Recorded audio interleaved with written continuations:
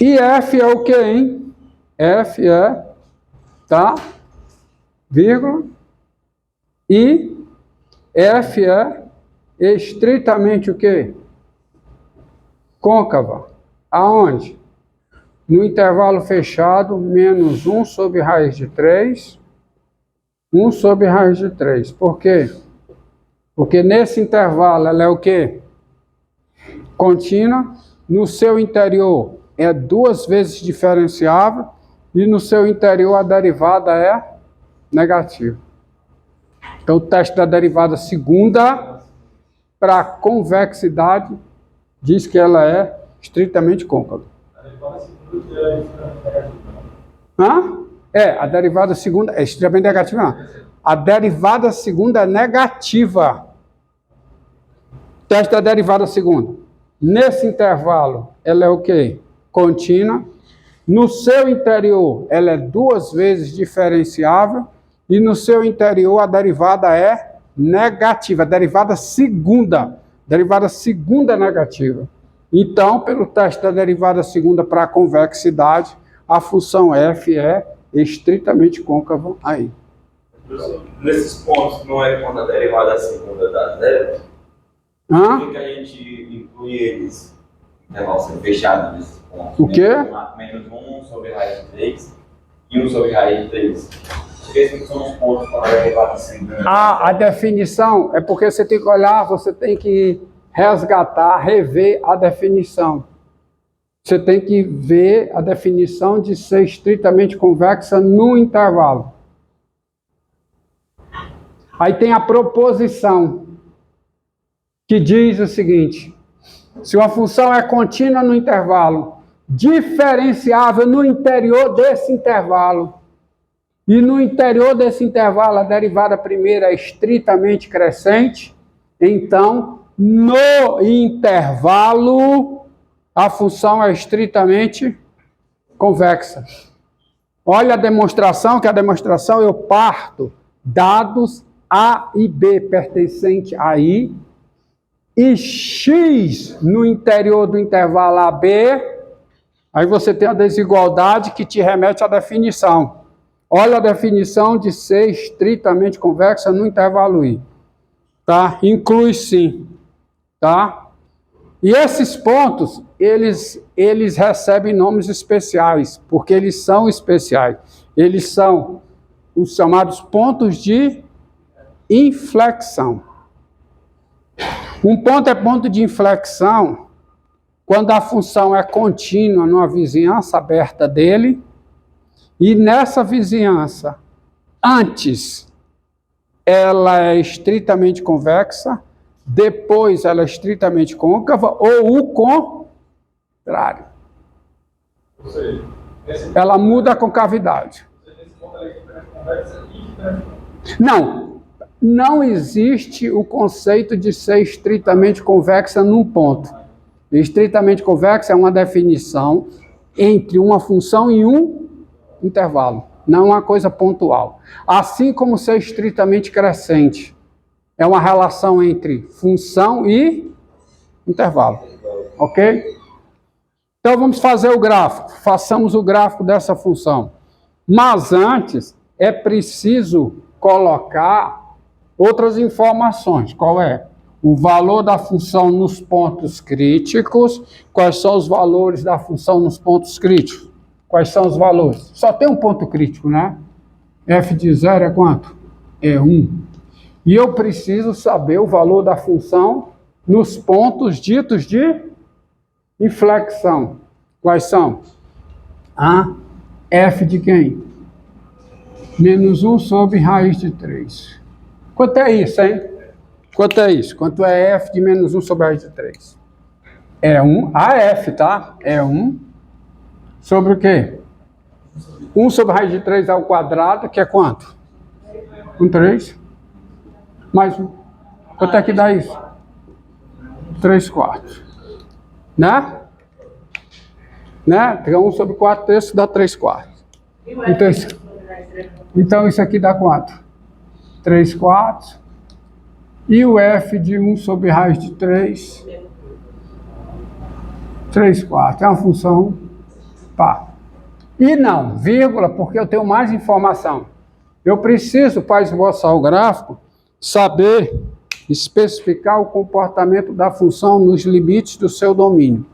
Neste caso, eu preciso descobrir quem é limite de f de x com x tendendo a mais infinito, que é quanto? 0.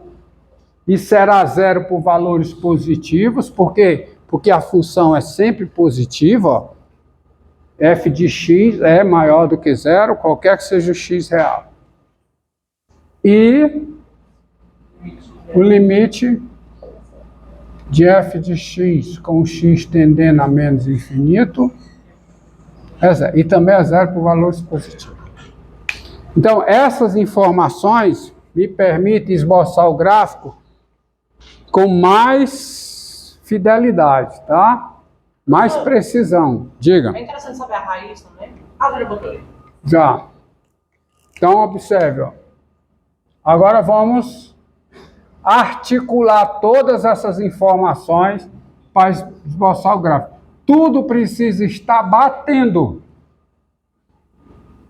Tá? Se não bater, tem alguma coisa errada. A função passa pelo ponto 0, 1. A função passa por esse ponto. Vou exagerar, tá? A função passa pelo ponto 0, 1. E como ela passa? Ela passa tangenciando uma reta horizontal, porque a derivada é 0. A derivada primeira no 0 é 0. 0 é ponto crítico dessa função. Derivada primeira no 0 é 0. De fato, 0 é o ponto crítico dessa função. Ok? Mais pontos onde eu preciso saber o valor da função. Menos 1 sobre raiz de 3. Digamos que está aqui, ó. Menos 1 sobre raiz de 3. Quanto é? 3/4, né? Vem por aqui. E f de quê? 1 sobre raiz de 3. Que é o mesmo valor quanto? 3/4. A função passa por esse ponto e por esse. Nesses dois pontos, é bom que se diga, a derivada não é 0. Então vamos lá. De menos infinito a menos 1 sobre raiz de 3, ela é estritamente crescente, ó, porque ela é estritamente crescente aqui. Em particular, ela é estritamente crescente no intervalo menos infinito, menos 1 sobre raiz de 3. Ela vem de próximo de 0 para cá, estritamente crescente, com cavidade voltada, o gráfico, com cavidade voltada para cima. Ela é convexa nesse intervalo. Então ela faz isso. Ó.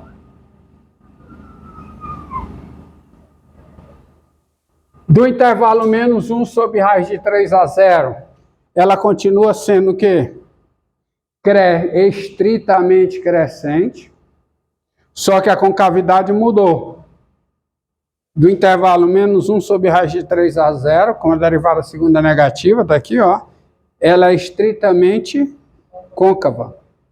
Então ela faz, e ela chega aqui tangenciando, até ela faz isso. Mudou a concavidade, ó. Do 0 a 1 sobre raiz de 3, ela é o quê? Ela continua sendo estritamente côncava.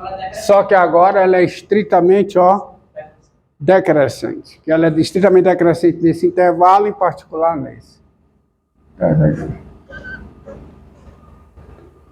Do 1 sobre raiz de 3 ao mais infinito, ela é estritamente decrescente, que ela é estritamente decrescente aqui, só que agora ela é estritamente convexa. O gráfico tem concavidade voltada para cima. Então, ó. E vai para 0 por valores positivos. Então, você precisa, ó, errou uma informação, por isso que eu tenho muito cuidado, para não passar vergonha, né? Errou uma informação, não fecha. Todas as informações precisam bater umas com as outras. Diga. Nesses pontos aí na raiz, vai ser o coeficiente linear da reta tangente ao maior. Qual é? no menos 1 slide 3, no slide 3, o coeficiente dela vai ter uma moda. Sabe por quê? Sabe por quê? Porque é o seguinte, aí é um resultado, aí vocês vão ver, não faria a demonstração aqui. Tá, não faria demonstração aqui. Mas se uma função é diferenciável no intervalo, e nesse intervalo ela é estritamente convexa, nesse intervalo a derivada segunda é... Desculpa, vamos botar a definição de C, porque senão vocês não vão entender, tá? Vou botar a definição aqui, se informação faz parte, vou botar a definição de ponto de inflexão. Definição.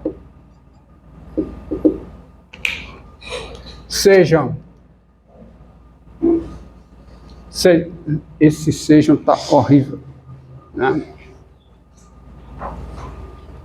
Sejam F uma função. Tá filmando aqui, garoto? E P o número real. Olha para aparecer tudo, tá? Nós dizemos que P é ponto, isso é definição, viu? Não é proposição. Nós dizemos que P é ponto de inflexão da função f quando existe uma vizinhança aberta de P no qual a f é contínua e nessa vizinhança, antes de P, a função é estritamente convexa e depois ela é estritamente côncava, ou o contrário, tá? Ou seja, quando existe um delta positivo, tal que, primeiro, a f é contínua na vizinhança aberta P menos delta, P mais delta, a vizinhança aberta de P. E a f é estritamente convexa, tá certo? Tal que a f é contínua em P, vírgula, nada na vírgula. F é estritamente convexa em P menos delta P fechado, quer dizer, dentro da vizinhança, no intervalo que vai até o P, ela é estritamente convexa. E F é estritamente côncava no mesma vizinhança, só que após o P. Vocês entenderam? Ou o contrário.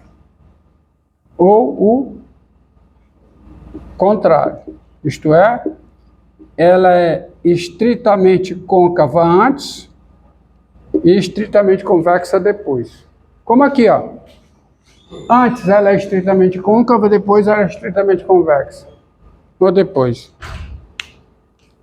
E aí, voltamos a falar do que eu ia falar, né? Deixa eu beber uma água.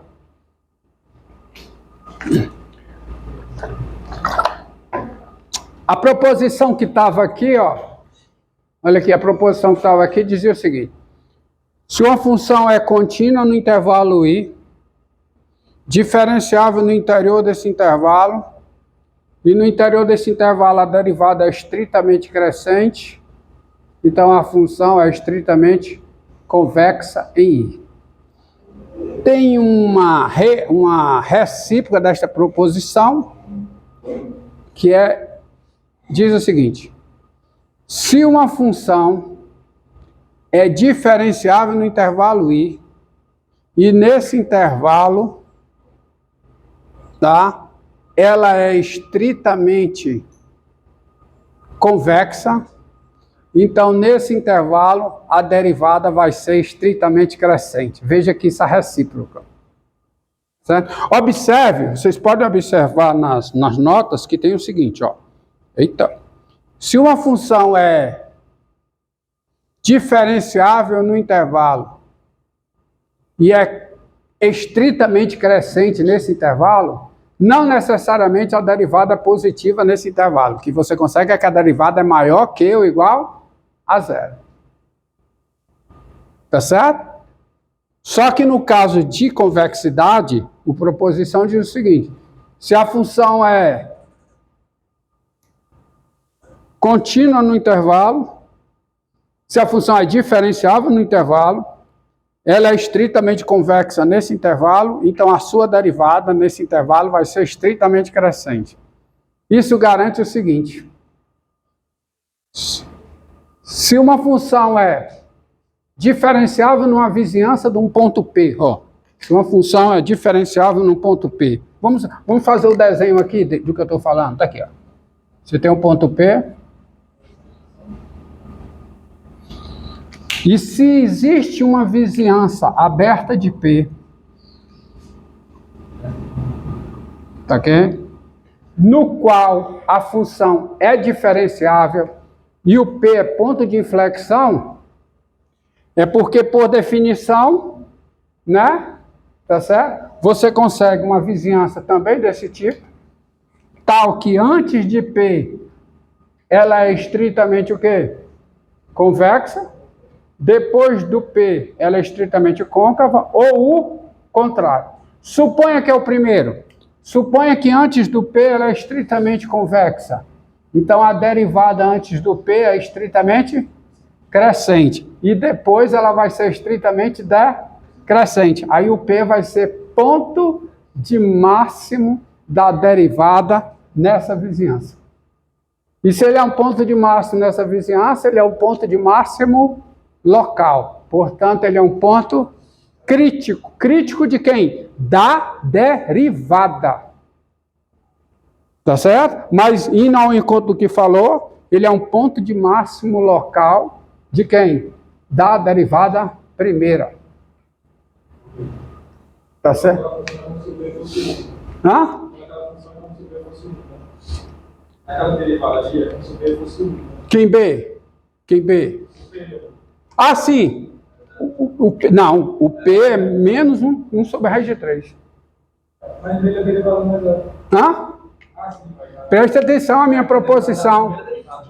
Primeira proposição. Proposição é o seguinte: se F é diferenciável em P, se F é diferenciável numa vizinhança aberta de P, se F é diferenciável numa vizinhança aberta de P, e P é ponto de inflexão de F, então P é ponto de extremo local de F, ou seja, é ponto de máximo local, é ponto de mínimo local. A vizinhança onde isso ocorre pode não ser original, você detalhe técnico, você faz uns ajustes, tá certo? Pega um mínimo de um delta lá. Então o resultado é o seguinte: se F é diferenciável numa vizinhança aberta de P, e P é ponto de inflexão de F, o P é ponto de máximo, o ponto de extremo local da derivada de F.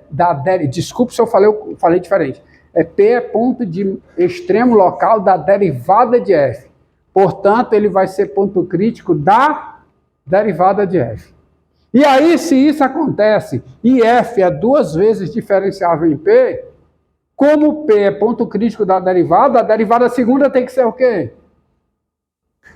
Tem que ser quanto? Tem que ser 0. Porque a derivada segunda é a derivada da derivada primeira. Hã? Já dá para perceber que ele é máximo nessa função. O quê? Esse ponto é ponto de máximo de quem? Da derivada. Tá aqui, ó. Olha aqui, ó. A derivada segunda. Olha aqui, gente, olha aqui. Quem é a derivada segunda? Derivada de quem? Da derivada primeira. Derivada segunda antes positiva. A derivada primeira é estritamente crescente. Derivada segunda negativa. A derivada primeira é estritamente decrescente. Então, a derivada primeira nesse ponto é máximo da derivada nesse intervalo. Então, esse ponto de inflexão é um ponto de máximo local de quem? Da derivada. Enquanto esse aqui é um ponto de mínimo da derivada nesse intervalo. Então, é um ponto de mínimo local. Então, ele é um ponto mínimo local de quem? Da derivada. Ou seja, ele é um ponto crítico da derivada.